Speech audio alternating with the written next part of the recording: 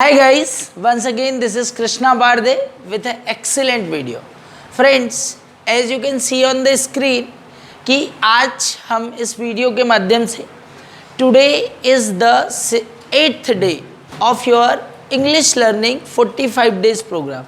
इसके पहले के जो हम 7 वीडियोस अपलोड कर चुके हैं वो सारे ही आपके बेसिक को अपडेट करने के लिए, अपग्रेड करने के लिए, और आज इसी सीरीज में हम एक बहुत ही इंपॉर्टेंट टॉपिक ऐड करेंगे, that is demonstrative pronoun. Okay, here Deepanshu is with us. Hi Deepanshu, how are you? Hi sir.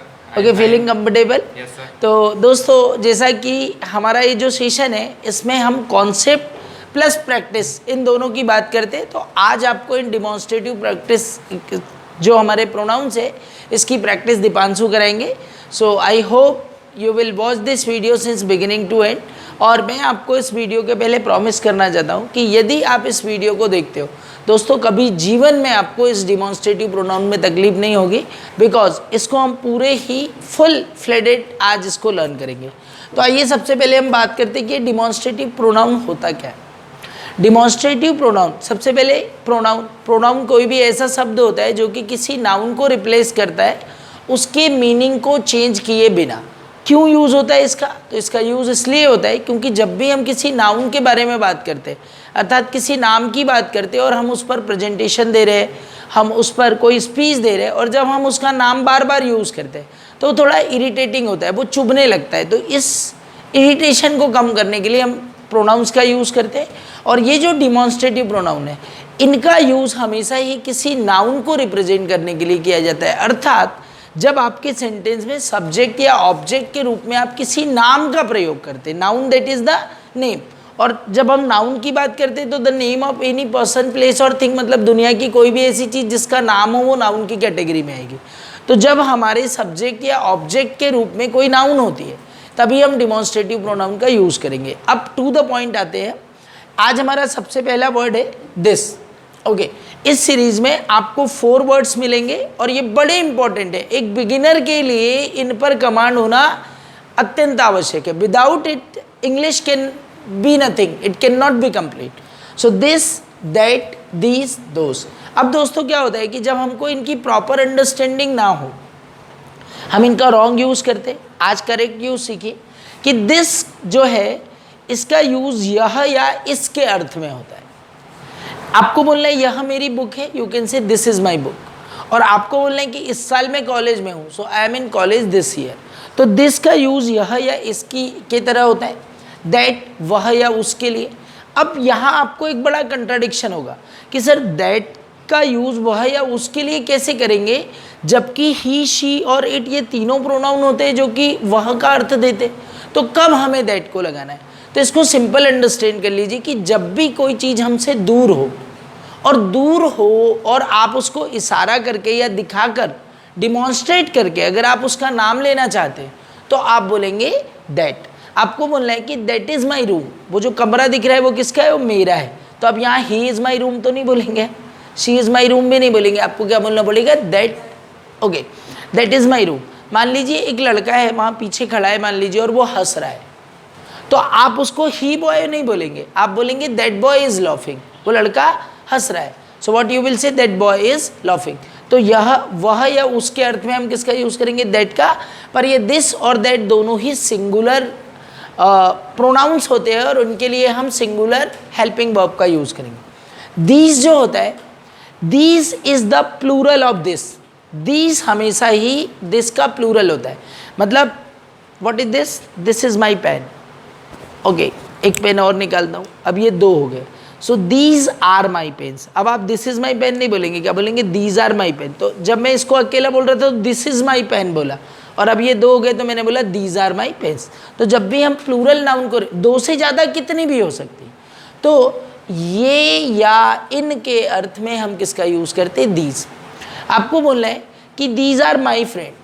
Okay, these are my books. ये मेरी किताबें. Okay, these books are very expensive. ये किताबें बहुत महंगी. आगे देखते हैं हम दोस्त. दोस्त का अर्थ होता है वे या वह. अब यहाँ आपका एक फाइटिंग और आएगा किसके साथ? दे के साथ. कि सर दे का भी तो यूज़ वे के लिए करते हैं. तो इस कॉन्सेप्ट को ध्यान रखिए कि दे हमेशा ह्यूमन बीइंग को रिप्रेजेंट करता है। मतलब जब इंसान महिला हो या पुरुष वो प्लूरल होंगे तो आप दे का यूज करेंगे। दे आर क्रिकेटर्स बोलेंगे, पर वे घोड़े हैं तो दे आर हॉर्सेस नहीं बोलेंगे, आपको बोलना होगा दोज आर हॉर्सेस। क्यों? क्योंकि दे हमेशा मेल फीमेल इंसानों को रिप्रेजेंट करता है, इसलिए उसकी जगह हम क्या बोलेंगे? Those. Those are my books, वे मेरी किताबें। ओके, आपको बोलना है कि those horses are very fast, वो जो घोड़े हैं वो बहुत तेज़ है, तो वे घोड़े के लिए हम किसका यूज़ करेंगे? दो। अब इस कॉन्सेप्ट को थोड़ा और अंडरस्टैंड कीजिए, तभी आपका ये कॉन्सेप्ट पूरी तरह से क्लियर होगा। अभी हम नेक्स्ट स्लाइड पर चलते हैं और यहाँ पर हम एग्जाम्पल्स को लेकर बात करते हैं। देखिए, जब यह वह ए वे, यह वह ये वे यदि सब्जेक्ट के रूप में सिंगल आते, अकेले आते, तो दिस दैट दीज दोस का यूज तो होता है। पर जब ये किसी सब्जेक्ट या ऑब्जेक्ट के रूप में अपने साथ किसी नाउन को लेकर आते हैं, तो दिस दैट दीज दोज अपने साथ उस पर्टिकुलर नाउन को भी जोड़ते हैं। थोड़ा सा कंफ्यूजिंग है, एग्जाम्पल देखिए, पूरी चीज़ें क्लियर होनी। Okay, this is my room, ये मेरा कमरा है। This room is neat and clean, ये कमरा। तो यहाँ पर दिस अकेला था सब्जेक्ट के रूप में, पर यहाँ पर हमारा क्या हो गया? This room is neat and clean. Okay, he is in 12th this year, तो आप इसको ऑब्जेक्ट के रूप में भी यूज कर सकते हैं, भाई इस साल 12th में। This car is very comfortable, ये जो कार है ये बहुत ही कंफर्टेबल है। ओके, अब दैट का यूज हम वह के सेंस में कैसे करेंगे? That is a flower garden, वो जो दिख रहा है बगीचा वो क्या है? That is a flower garden. That house is very big, वो घर बहुत ही बड़ा है। That house is very big. I was not there that time, जब भी उस समय, उस दिन, उस महीने की बात करेंगे तो भी हम किसका यूज करेंगे? दैट का। I was not there that time, मैं उस समय वहाँ नहीं था। Okay, your book is kept in that shelf, तुम्हारी जो किताबें हैं ना वो उस सेल्फ में रखी है। तो जब भी दूर की चीज़ को इशारा करके बताएंगे दैट का यूज करेंगे। दीज देखिए, दीज आर माई बुक्स, ये मेरी किताबें, these are my books. These chocolates are very tasty, ये जो चॉकलेट आपने दी है बहुत टेस्टी है। दीज चेयर्स आर एम्प्टी, इन सीट पर तो कोई बैठा ही नहीं है भाई, ये सीटें खाली है। Okay, I am in Delhi these days, इन दिनों में दिल्ली में हूँ, दिल्ली से हूँ अभी मैं इन दिनों। दोज का अर्थ होता है वे या उन। एग्जाम्पल देखिए, okay, those books were too old, वो जो किताबें वो बहुत ही पुरानी है। दोज बुक्स, वो जो किताबें तुम दिखा रहे थे ना वो बहुत पुरानी है। दोज बॉयज़ वर प्लेइंग, अगर आपको बोलना है कि वे खेल रहे हैं तो आप बोलेंगे दे आर प्लेइंग, पर वे लड़के खेल रहे हैं तो आपको बोलना पड़ेगा दोज बॉयज़ आर प्लेइंग, वो लड़के खेल रहे हैं, those boys are playing. Those are horses, वे घोड़े। हाँ, पर अगर आपको बोलना है वे क्रिकेटर्स है तो आप बोलेंगे they are cricketers. Last but not the least, I was writing a book these those days, उन दिनों में एक किताब लिख रहा था इसलिए मैं दिल्ली में था। Okay, those days I was writing a book. So friends, one thing you remember, subject object किसी भी तरह से हम इसका प्रयोग कर सकते हैं। एंड अब हम प्रैक्टिस करेंगे दीपांशु के साथ। आई थिंक आप सभी को टॉपिक क्लियर हो गया होगा। आप मेरे साथ, मैं हिंदी सेंटेंस बोलूँगा, आप अपने से इंग्लिश की प्रैक्टिस कीजिए। यहाँ क्लास में हमारी दीपांशु के साथ प्रैक्टिस होगी। Hi Deepanshu. Hi sir. I think this concept is clear. Yes, sir. Okay, आपको तो ये कॉन्सेप्ट पहले से ही क्लियर था। चलिए हम बात करते हैं कुछ। आपको बोलना है कि यह मेरा पेन नहीं है। This is not my pen. Okay, ये मेरा कमरा है। This is my room. Okay, यह किताब पुरानी है। This is Old this book. old book. या this book is old. This is आपको बोलना है कि वो खिड़की है। that is a window. That is a window, वो एक टेबल है। That is a table. Okay, वो टेबल बहुत बड़ा है। That is a very big table. Okay, that is a big table. आप इसको ऐसे भी बोल सकते हैं थोड़ा स्ट्रेस करने के लिए, that table is very big. Big. That table is very Very big. वो फूल बहुत खूबसूरत है। That flower That flowers is very beautiful. beautiful. Okay, वो फूल बहुत सुंदर है। That flower is very Beautiful. Beautiful. Okay, आपको बोल रहे हैं कि वो घर बहुत बड़ा है। That house that houses is very big. Okay, that house is very big. Big. आप किसी को दिखा रहे हो, आपको कहना है कि वो मेरा स्कूल है। That is my school. That is my school. Super. Okay, ऐसे ही आपको बोलना है कि भैया ये मेरी किताबें नहीं है। This is no my book. Okay, these और दोज हमेशा प्लूरल होता है, इसलिए आप क्या बोलेंगे? These are not my books. These are not my books.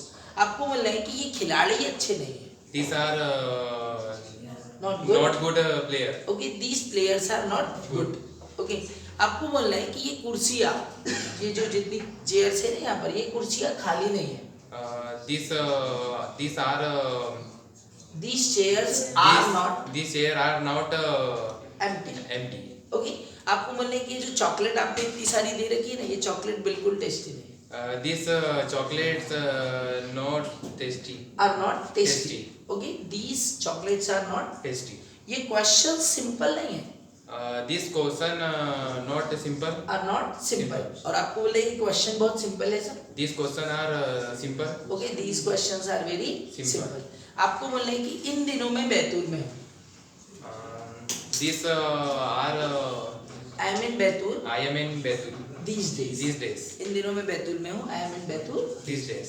आपको बोलना है कि वे लड़कियाँ बहुत इंटेलिजेंट है, Those girls very intelligent. Are very Are very intelligent, okay, those girls are very intelligent. आपको बोलना है कि वे टेबल्स, ओके, वे टेबल खाली है, Those table are empty. Okay, the those tables are empty, तो दोज हो बोलना पड़ेगा हमको, Yes, sir. है ना। आपको बोलना है कि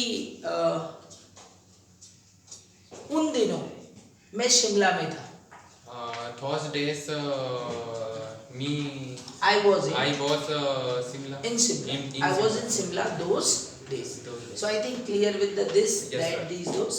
So friends, I think this concept is fully clear to you. See you in the next video with something new. See you. Just like, share and subscribe.